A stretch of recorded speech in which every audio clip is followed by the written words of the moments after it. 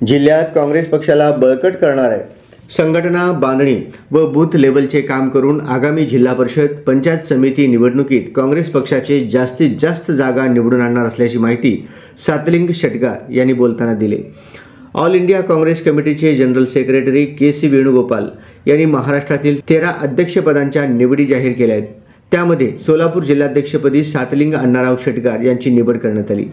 वर्षभरापासून काँग्रेस जिल्हाध्यक्षपदाचा सुरू असलेला गोंधळ आता संपलाय।